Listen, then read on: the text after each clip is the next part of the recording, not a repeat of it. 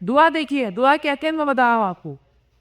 جنگ بدر پہ کوئی چیز نہیں ہے، اتنے اسٹرانگ مسلمس نہیں ہے وہاں پہ، تھوڑے مسلمان ہیں. کس سے؟ ایک دم تھوڑے. اللہ کے نبی ہاتھ پھیلا کے دعا کرتے ہیں، اے اللہ آج اگر میری جماعت جو چند مٹھی بھر کے نوجوان ہیں اگر یہ ختم ہو جائیں گے تو اسلام پھیلانے والا کوئی نہیں رہے گا. کیا دعا کرتے ہیں اللہ کے نبی؟ ہاتھ اٹھا کے دعا کرتے ہیں، اے اللہ اگر آج ہم ختم ہو جائیں گے تو اسلام کو پھیلانے والا کوئی باقی نہیں رہے گا. اللہ کے نبی دعا کرتے ہیں، سجدے میں گرتے ہیں، رو کے دعا کرتے ہیں. اللہ پوری دعا قبول کرتا ہے، فرشتے بھیجتا. مدد کے لیے کیا بھیجتا ہے؟ فرشتے بھیجتا ہے. صحابہ دیکھا ہے کسی کا پیر کٹ رہا ہے، کسی کا ہاتھ کٹ ہو رہا ہے، کسی کا سر کٹ ہو رہا ہے، کوئی مار رہا پتہ نہیں، فرشتے مار رہے ہیں. اللہ نے کیا کیا؟ مدد کی دعا کے ذریعے. اللہ کے نبی نے دعا کی، اللہ نے کیا کیا؟ مدد کی کہ نہیں؟ یہ دعا ہے، یہ دعا کی طاقت پہ. اللہ کے نبی ہاتھ اٹھائے، اے اللہ اگر آج ہم ختم ہو جائیں گے تو تیری عبادت کرنے والا اس زمین پر کوئی نہیں رہے گا، تو ہماری مدد فرما. اللہ نے کون دعا قبول کر لی؟ اللہ کے نبی صلی اللہ علیہ وسلم کی دعا قبول کر لی، اور ایک لشکر فرشتوں کا بھیج دیا، فرشتے آ کے مسلمانوں کے ساتھ جنگ لگو. سمجھ رہے بات کو؟ مسلمانوں کے ساتھ مل کر دشمنوں کا مقابلہ کیا، ان کو مارا کہ جنگ بدر ہم لوگ جیت گئے، یعنی مسلمان جنگ جیت گئے. کیا نتیجہ تھا؟ اللہ کے نبی نے دعا کی، اللہ نے قبول کی، اور ہم جنگ جیت گئے. یہ دعا ہے، یہ ویپن، ہتھیار ہے. دعا کی اتنی اہمیت ہے. ہم لوگ دعا کرتے ہیں؟ نہیں کرتے. دعا عبادت ہے.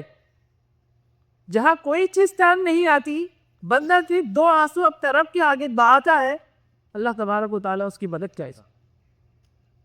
ہر راستہ بند ہو جائے انسان کا، کوئی راستہ اس کو نظر نہ آئے، کوئی راستہ اس کو نظر نہ آئے، بندہ دعا کرتا ہے، اللہ تبارک و تعالیٰ بندے کی دعا قبول کرتا. اور اللہ کے نبی صلی اللہ علیہ وسلم نے تھوڑے ایسے ٹائمز بتائے ہیں، ایسے وقت بتائے ہیں جب بندہ دعا کرتا ہے تو دعا قبول ہو جاتی ہے.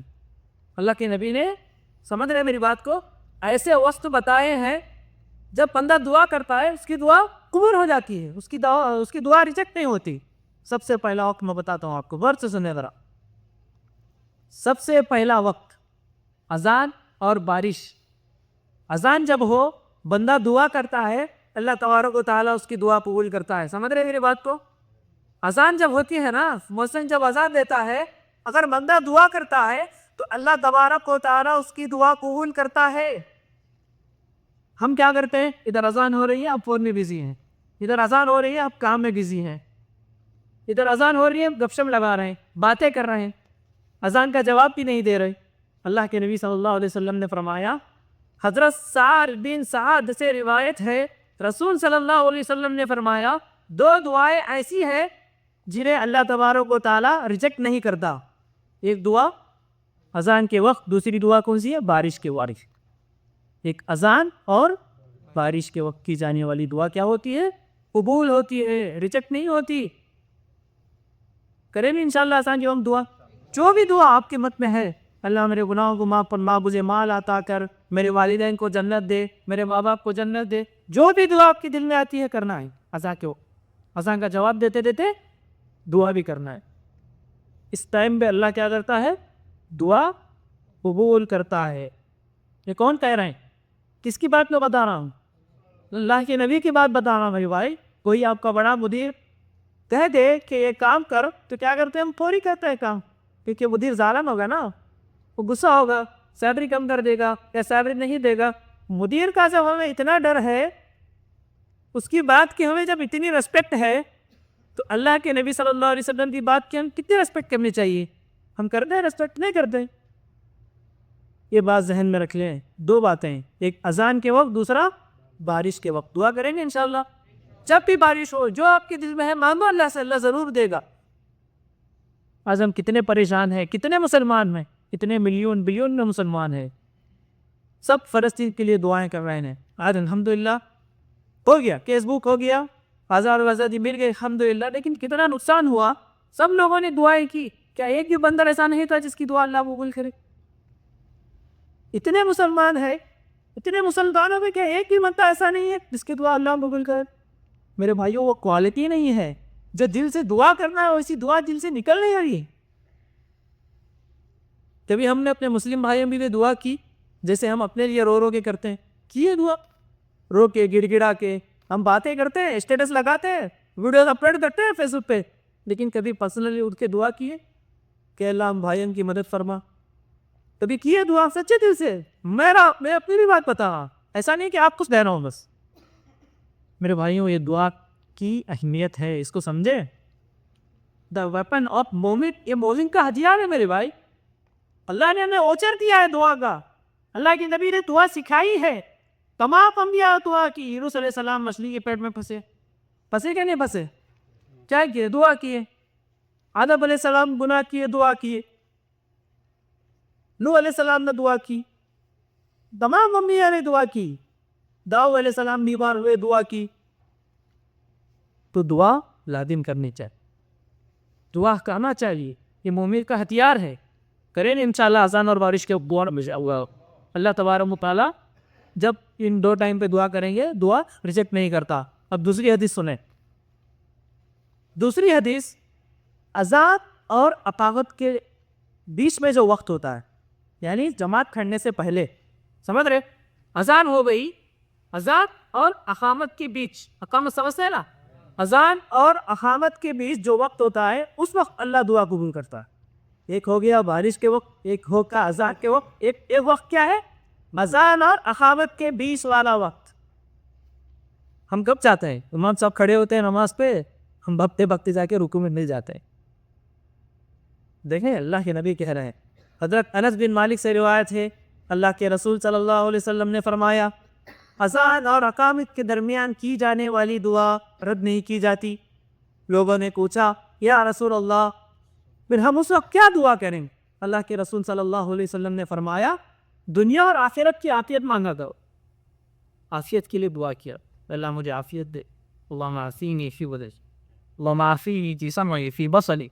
یہ دعا کیا، عافیت فی دعا کیا.